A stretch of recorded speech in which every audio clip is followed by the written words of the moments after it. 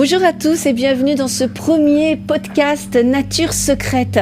Et on va tout savoir sur les secrets de la nature. Alors je suis sûre qu'il y a des tas de choses que vous ne savez pas. Par exemple, est-ce que vous savez que les arbres communiquent entre eux à l'aide d'un réseau souterrain? Ça, tout le monde ne le sait pas.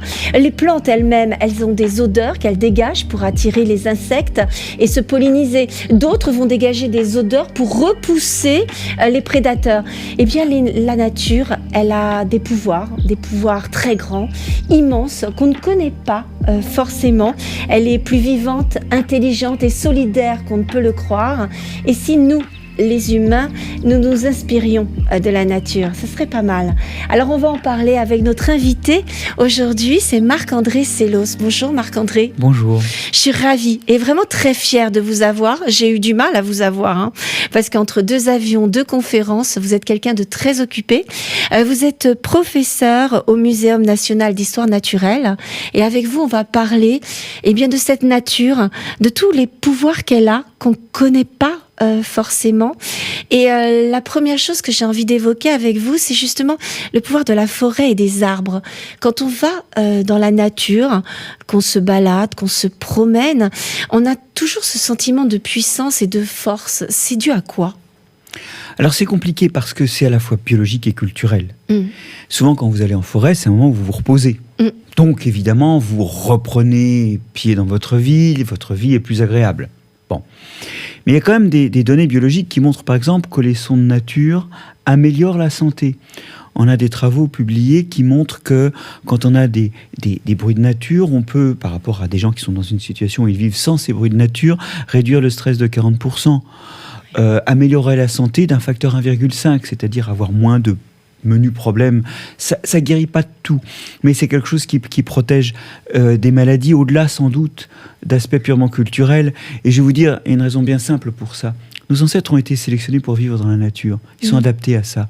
Et du coup, il y a plein de choses qu'on fait mieux, et je vais donner des exemples, mais il y a plein de choses qu'on fait mieux quand on a un contact avec la nature, et notamment quand on a un contact avec un environnement un peu forestier. Ça peut être le fonctionnement du système immunitaire, par exemple. Non, comment ça ? Le système immunitaire, il est à la fois régulé par ce que nous percevons et régulé aussi par les molécules qui viennent de notre milieu. Alors, il ne s'agit pas de dire qu'en forêt, toutes les molécules qu'on respire sont bonnes. Ils traînent dans l'air du limonène, notamment quand il y a des conifères, qui est quand même un composé allergène.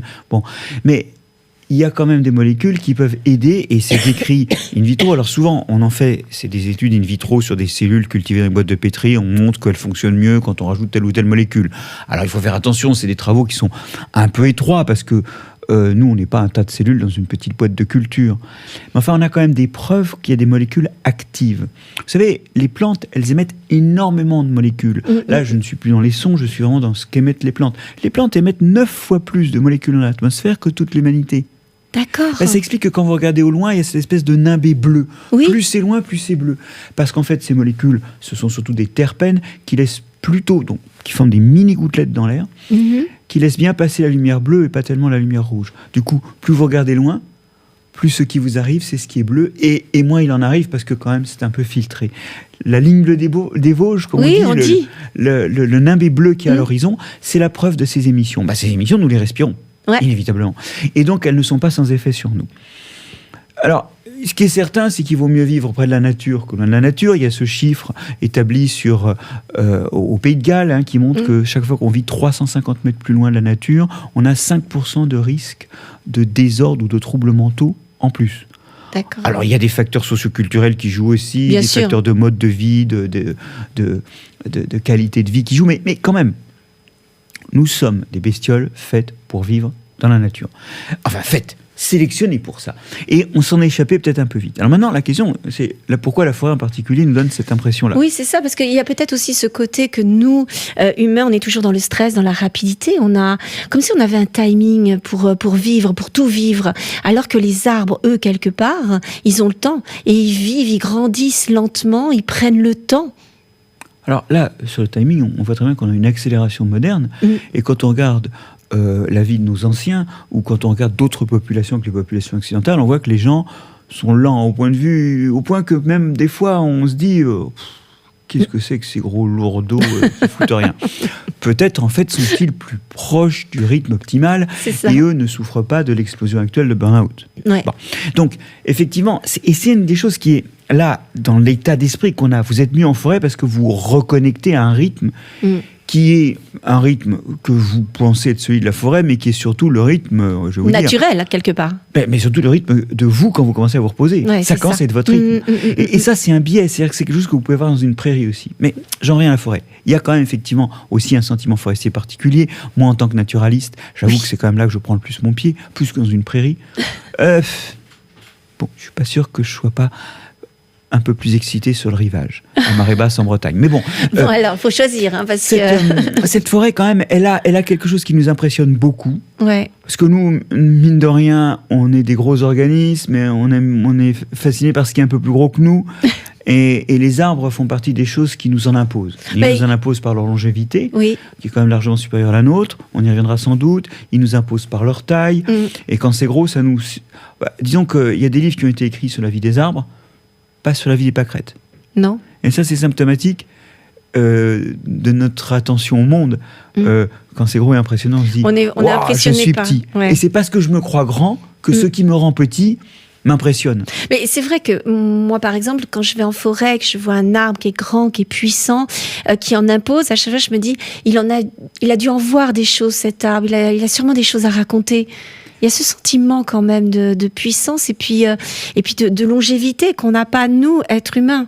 Mais alors, là où on sent un biais de perception quand même, c'est que c'est un survivant. Ouais, c'est vrai. Combien de semis sont morts? Oui. Combien de dizaines de milliers de petits pieds sont morts? Exactement. Depuis l'état de semis pour cet arbre que vous voyez.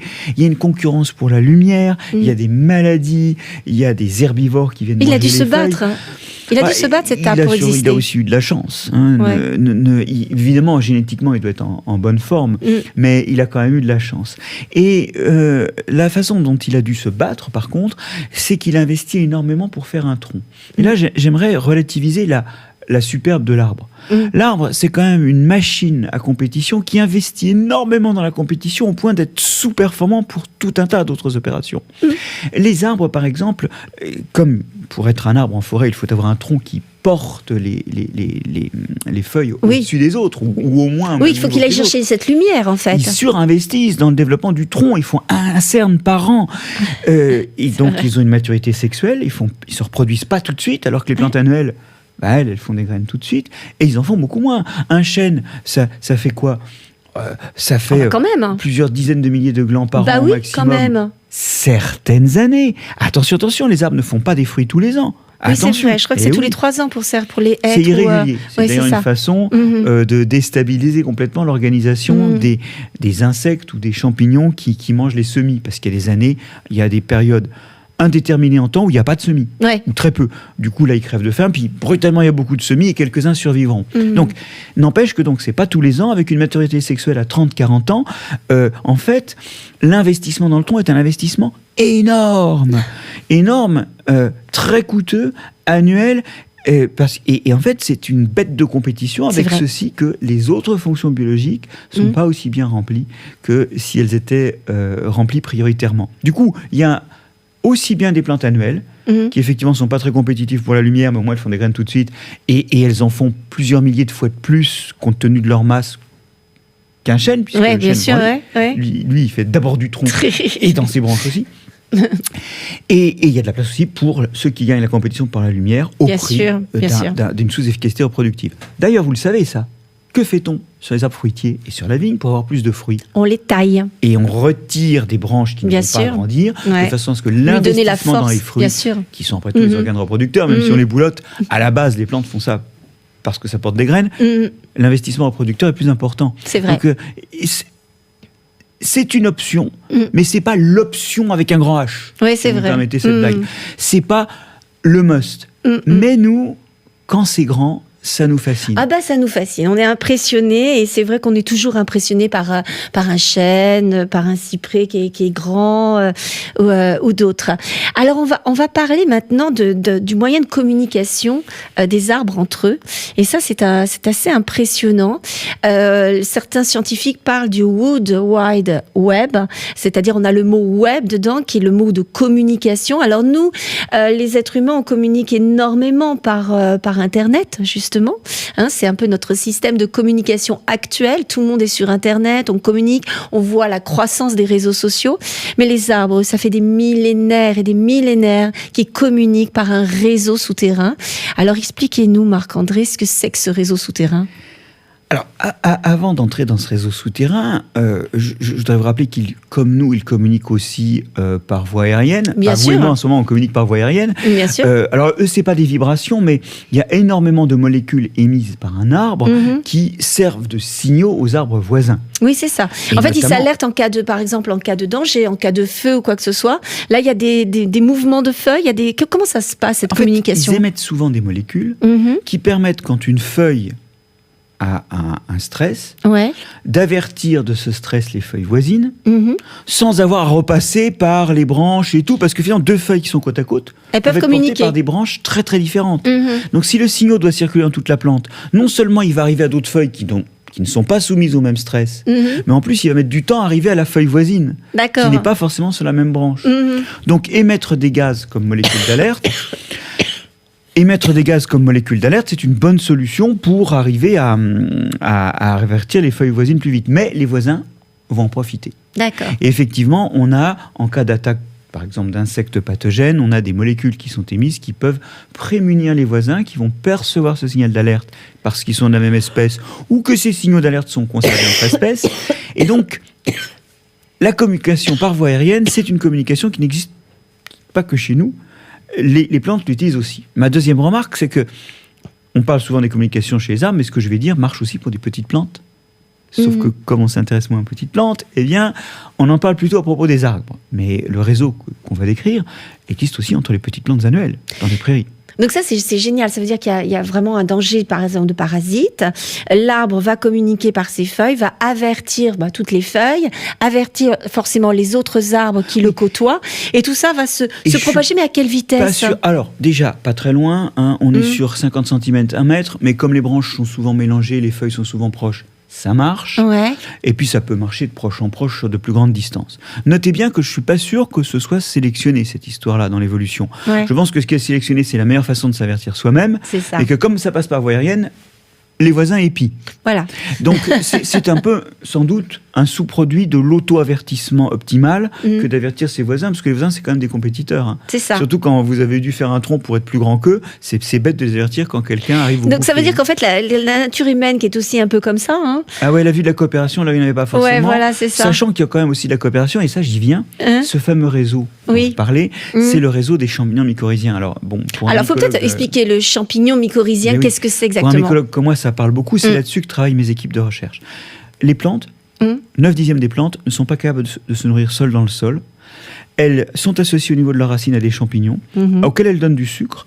Ces champignons grandissent dans le sol et vont chercher de l'eau, de l'azote, du phosphore, des oligo-éléments, un peu pour eux et un peu pour la plante. Et ils échangent à la plante contre le sucre que la plante a produit par photosynthèse. Ils échangent ces ressources. Et là, c'est de la coopération. Donc là, il y a de la coopération. Pure et dure. Pure et dure, entre le champignon... D'autant qu'en plus, l'un des partenaires cesse de donner s'il ne reçoit pas. Ah oui. Du coup, tous les couples se font. D'accord. Et ne persistent à fonctionner que ceux qui marchent réciproquement. Donc là, il y a une espèce de vissage dans la réciprocité qui laisse normalement, on va y revenir, pas trop de place aux truands. D'accord. Mais il y a un supplément. C'est que ces champignons sont protecteurs des racines et ils émettent aussi des molécules qui aident le système immunitaire à être mieux protecteur dans les parties aériennes. Ils ont en plus sur la plante un effet qu'on dit phytosanitaire. Ils améliorent la santé de la plante et sa réactivité aux maladies. Alors c'est important parce qu'en fait pour eux c'est juste une façon d'améliorer leur source de sucre. Donc en fait ils aident parce qu'ils ont leur intérêt. Quelque part, s'ils n'avaient pas d'intérêt, ils n'aideraient pas. Alors, c'est pas qu'ils se disent j'ai un intérêt. C'est que plus un champignon a des propriétés qui aident la plante, plus il mange, plus il a de descendants. Et ça, dans l'évolution, il ne reste que ceux qui ont le plus de descendants. Quelle leçon, là. Donc, c'est une leçon vraiment mécanique. Hein. Oui. Bon, mais voilà, on arrive à bâtir une coopération. Sauf que ces champignons, on l'a dit, ils grandissent loin. Ils vont loin et ils peuvent se connecter aux racines d'autres plantes, au moins de la même espèce, voire même, comme souvent, ils ne sont pas très spécifiques. Ils peuvent aller sur plusieurs espèces différentes. Ah oui, ils ne sont pas gênés par... Ah non, il y en a qui migrisent le chêne et le pin. Oui, ils s'en fichent. Et donc, effectivement, on obtient des réseaux où... Alors, on le dit de façon très plante-centrée. Les plantes sont reliées par des champignons communs. Sachant qu'une plante comme un arbre a plusieurs centaines d'espèces de champignons différents sur ses racines, puisque d'une racine à l'autre, c'est pas le même. Ouais. On peut aussi dire que ce réseau, c'est des champignons reliés par des plantes. Tout le monde s'en fout parce que personne ne regarde les champignons, mais pour un mycologue comme moi, c'est un réseau dans tous les sens. Et c'est important parce que souvent, quand on dit qu'il y a une espèce d'internet entre les plantes, on voit les champignons comme des fils de cuivre ou des fibres optiques. C'est un peu l'image qu'on se donne aussi, parce que il faut voir aussi que le mycorhize, c'est comme une toile d'araignée qui est sous terre. Mais le système racinaire, c'est comme un réseau qui relie des filaments de champignons entre eux. Donc les champignons sont filamenteux. Il faut que nos auditeurs se souviennent que le champignon, dans le sol, c'est un réseau de filaments. Oui, c'est ça. Et effectivement, ce réseau de filaments met en réseau des plantes, mais le réseau des racines met en réseau des champignons. C'est dans les deux sens. Oui, c'est ça. Mais les champignons ne sont pas des acteurs neutres. Et c'est vrai que souvent, on s'aperçoit que les champignons vont redistribuer un petit peu de matière ou de ressources entre des plantes voisines. Oui. Alors, on peut voir ça comme une entraide. En gros, ça veut dire quoi ? Ça veut dire soit que une plante donne beaucoup de sucre à un champignon, qui va chercher des ressources qui donnent plus à d'autres plantes. Ah, d'accord. Alors l'aide est indirecte, là. Donc en fait, il y a le partage quelque part. Voilà, il y en a qui payent plus que... Il y a une deuxième chose, c'est qu'il y a des fois aussi où certains champignons déplacent du sucre d'une plante sur l'autre. Mais c'est génial. Alors là, c'est plus direct. Mais qu'est-ce qui les pousse à faire ça, en fait ? C'est pour eux leur propre croissance, en fait. On est poussé par son évolution. Je vous disais tout à l'heure qu'on est bien en forêt parce que nos ancêtres ont évolué en forêt, ils sont adaptés à ça. Ces champignons, en fait, ils ont sans doute un intérêt à égaliser les ressources, c'est que ça leur fait plus de plantes auxquelles se connecter. Et donc, si une meurt, même si vous laissez la compétition travailler, il va rester 2-3 plantes. Ces 2-3 plantes, si elles meurent, le champignon est mort. Parce qu'ils dépendent vitalement de ça. Oui, on n'a pas fixé les idées, mais pour fonctionner par un exemple, un des champignons qui établit ces fameuses relations aux plantes, relations qu'on appelle des mycorhizes, techniquement, d'où le nom de champignon mycorhizien, c'est la truffe. Et vous n'avez pas de truffe sans planter d'arbres. Bien sûr. Donc ces champignons dépendent vitalement des plantes, et les plantes dépendent vitalement des champignons. Donc pour eux, tout ce qui améliore la vie des plantes, ça améliore leur vie, donc ils protègent les plantes au passage, mais si une plante meurt, ils sont plus là. Donc égaliser les ressources, lisser la compétition, c'est peut-être pas bon pour la plante qui va gagner la compétition, parce que ça aide des adversaires qu'elle avait. C'est ça, qu'elle avait peut-être pas envie d'aider forcément. Pour le champignon, ça fait que si jamais une ou deux plantes meurent, il en reste d'autres. C'est une façon de ne pas mettre ses œufs dans le même panier et survivent mieux les champignons qui font des réseaux et les activent en termes de coopération imposés aux plantes que ceux qui ne font pas ça. On pourrait faire un parallèle donc, c'est avec... pas des fils de cuivre, donc c'est pas des partenaires passifs, ça fait partie des acteurs de ce réseau. Mais les plantes en profitent aussi. On peut faire un parallèle avec nous les humains, alors justement. Parce que nous aussi, il y a toujours cette entraide, mais il y a des gens qui vont aider avec un retour. Ils attendent un retour, etc. Et donc en fait, le champignon, il a un peu cette mentalité, on peut dire. Et vu comme un réseau, c'est un réseau qui alors transmet de la matière, et puis vous l'avez dit aussi, des fois, on n'est pas revenu là-dessus, mais aussi des signaux d'alerte. Oui, bien sûr. C'est-à-dire qu'il y a quelques preuves. Attention, plutôt en serre que dans la nature. Pour l'instant.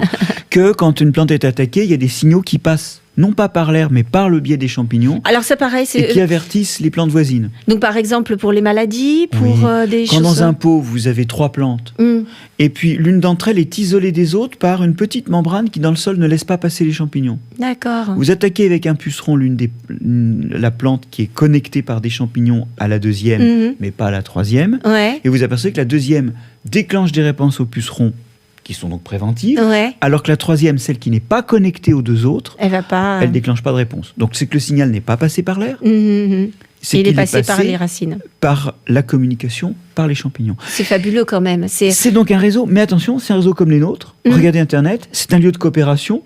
Moi, je suis sur Internet sur un réseau de coopération qui travaille sur les champignons. Quand l'un d'entre nous a un problème à identifier un champignon ou à trouver de la littérature sur un sujet, il envoie ça. 10 minutes plus tard, il y a 3 personnes qui ont répondu. C'est génial. En même temps, il y a des truands sur Internet. Il y a des pédophiles cachés, il y a des... Et en fait, mes équipes de recherche travaillent sur quelque chose qui est à la fois la preuve de ce réseau Et la preuve que le réseau n'est pas toujours coopératif. Nous, on travaille sur des petites plantes de sous-bois, des orchidées notamment, qui utilisent le réseau alors qu'elles n'ont pas gagné la compétition pour la lumière. Elles sont hautes comme ça. Oui, mais elles sont très malines, les orchidées. Alors, et elles sont surtout dotées de champignons qui sont les mêmes que les arbres. Ah oui. Et donc, elles pompent le contenu des arbres par le biais des champignons. Alors, c'est bien la preuve que ce réseau peut permettre de faire circuler de la matière, puisqu'elles se nourrissent comme ça. Mais ça montre qu'il y a aussi des truands. Ce sont en fait les truands du réseau qui montrent que le réseau existe.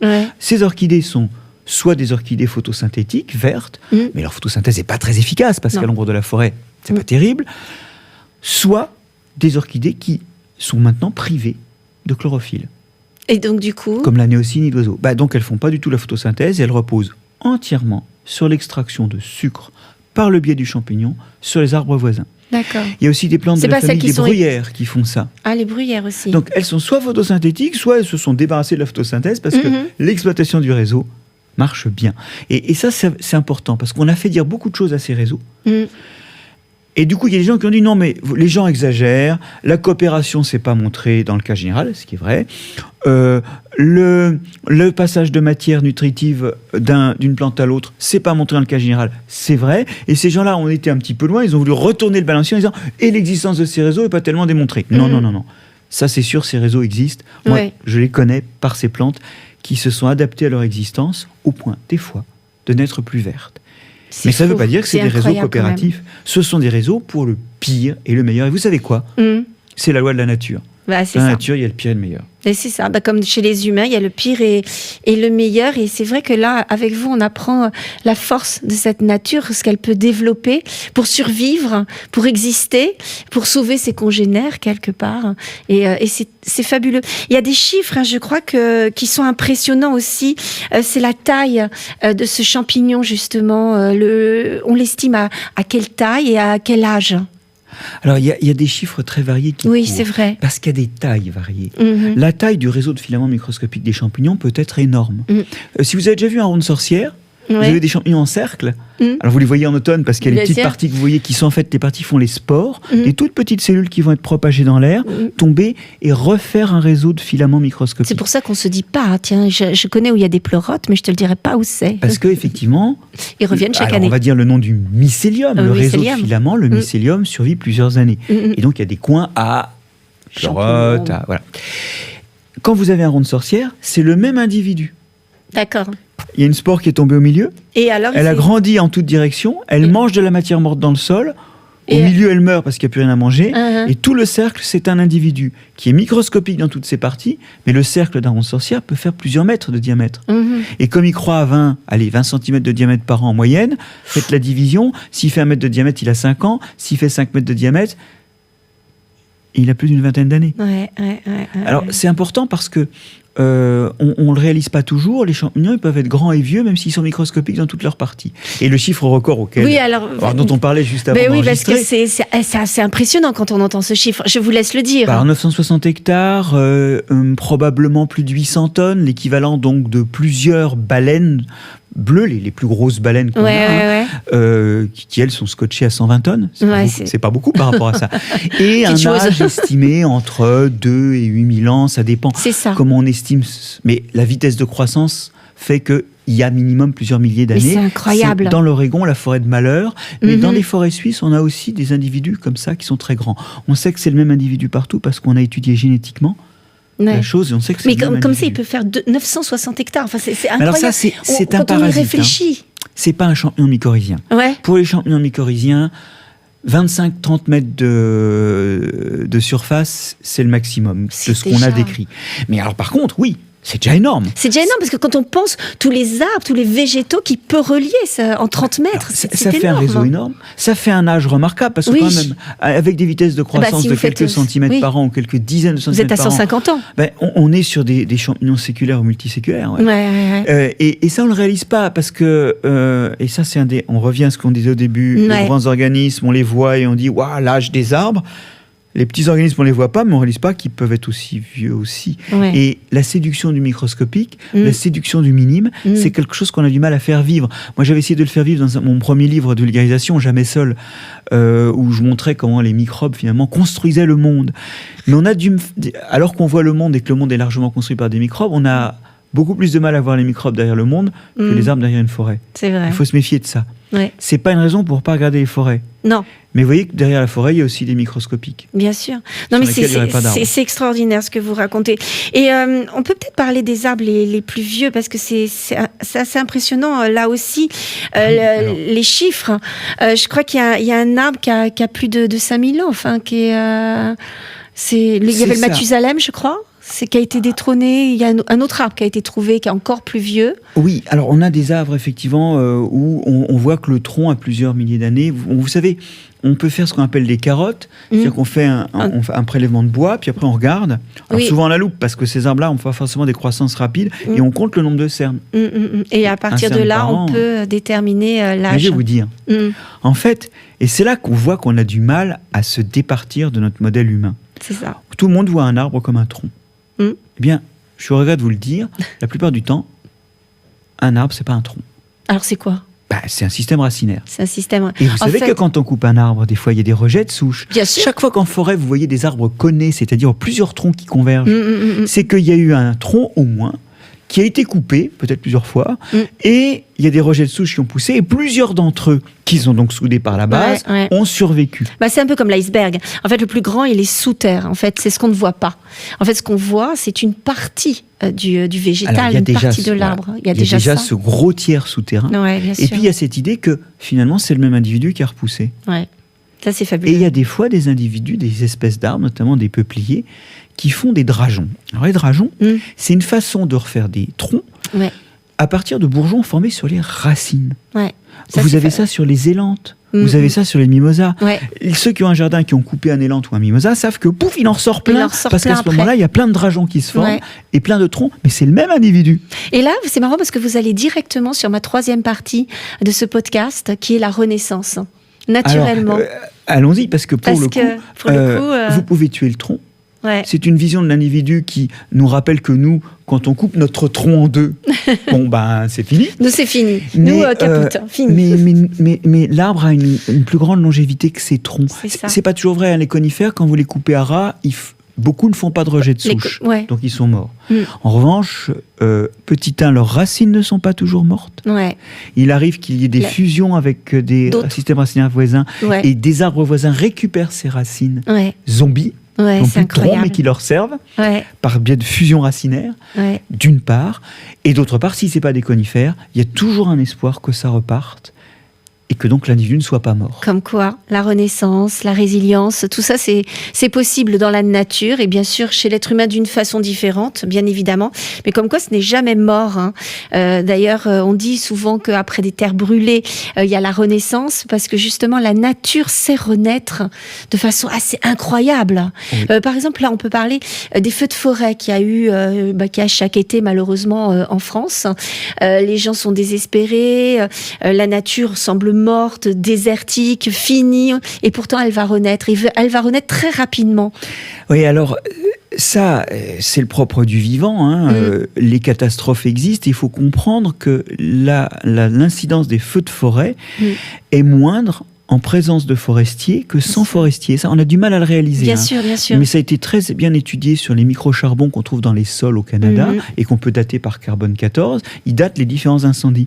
Et on voit très bien que depuis qu'il y a des forestiers qui gèrent les forêts, la fréquence des incendies est passée, je donne des chiffres de mémoire, de tous les 30 ans à tous les 50 ans. Donc, évidemment, ne survivent que ceux dans l'évolution qui sont capables de passer par-dessus ces grandes perturbations. Et donc en particulier, on voit très bien que, il y a une capacité à résister aux feux de forêt. Il y a même d'ailleurs des arbres qui organisent les feux de forêt. Alors ça, je suis contente que vous alliez là-dessus, parce que c'est incroyable cette histoire.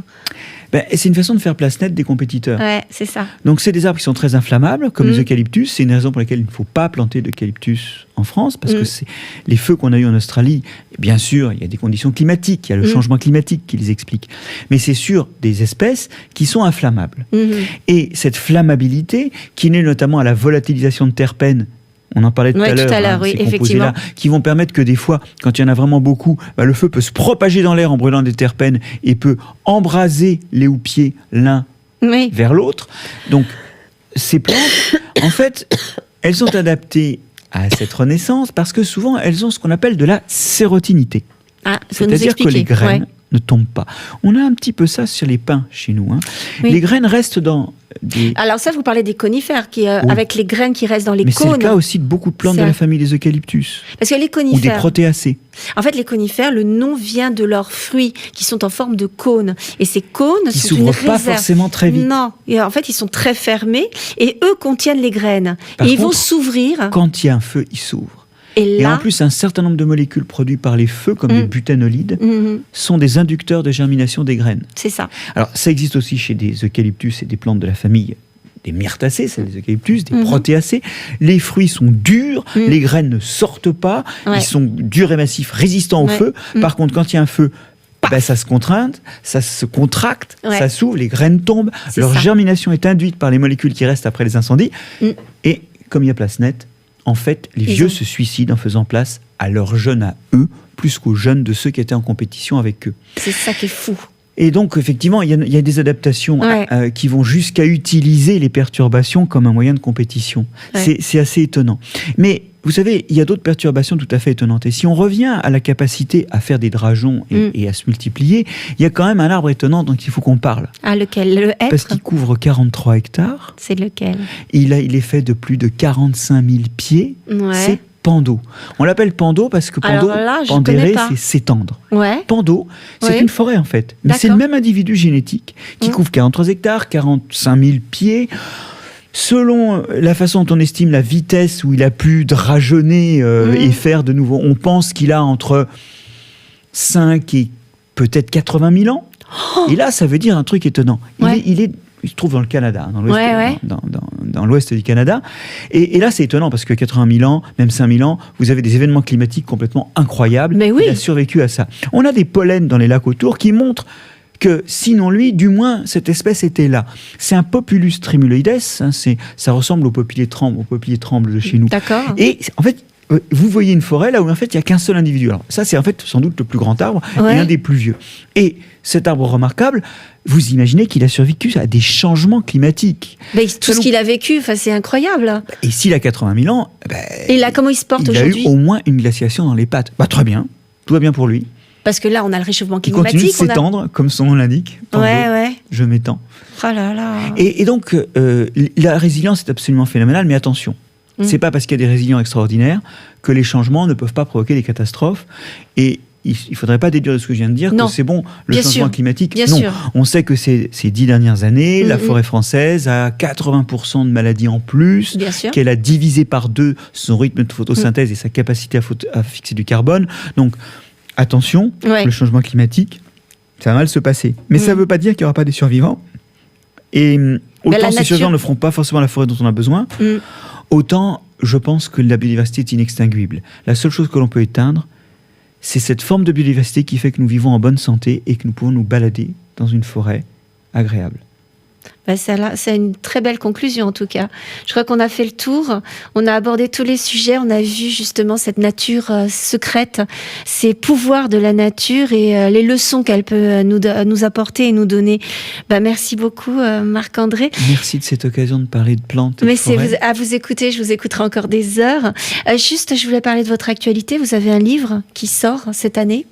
Nature et préjugés est sorti en fait l'an dernier et il parlait de convier l'humanité dans l'histoire naturelle. Il parle un peu justement de ces merveilles du végétal et aussi de ce que la nature peut pour améliorer l'homme et sa qualité de vie.